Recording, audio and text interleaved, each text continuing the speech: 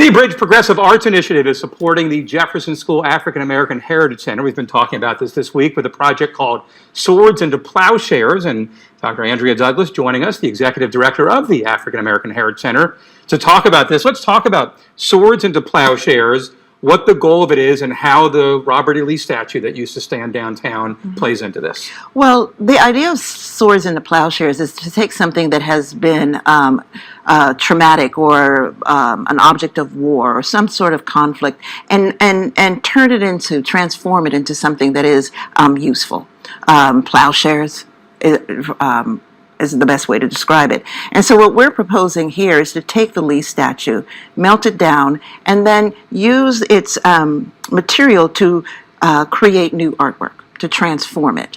And in so doing, also give the community an opportunity to talk about public space. What is it that we want in our public spaces? And how do we think that the values that we profess for today can be best articulated in a way that has the same kind of resonance that those statues would have had when they were placed? Sure. Now, this proposal obviously very different than other proposals that have come in from around the country.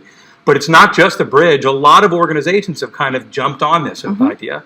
Yeah, and that also shows a kind of sense that Charlottesville really does believe in democratic values. Charlottesville does believe in a conversation about our racial divide. And we have to be very clear about the fact that that happened. You know, the very first conversation about race in this town was in 2009 with the Dialogue on Race. So having the opportunity to continue that within the scope of what today's priorities are is what I believe we're also offering the city in this process. It's not just about taking a statue and melting it down and removing it from public sphere. It's about asking the public, what does Charlottesville look like when you articulate that within an object, but what does it also look like when you give people opportunity to talk about where they live? And what are those conditions of that space that speak to a quality of life that we all want for everyone? Real quickly, so how would the process of having this come about, how is that different from when the process that went into place when the statue originally went up all those years ago? Well, that process was just about a group of people, a single group of people. There were voices in our community that had no voice in that process. Sure. It was a philanthropist who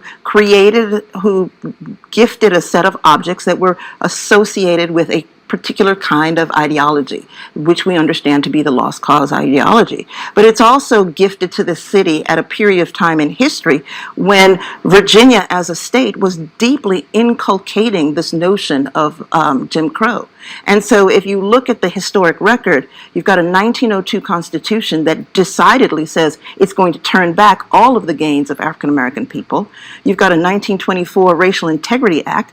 That 1902 moment there in that 1924 opportunity, these are those spaces that legalize Jim Crow in our community. What we're trying to do is say, okay, we're going to create a space that is largely much more democratic than that we're going to give not just black and brown people, but everyone in this community an opportunity to talk about what it is that is important to us. And maybe this will be another moment. Yes, exactly. And, you know, history isn't necessarily about the past. It's about the present. It's the things that we do today that then become historic.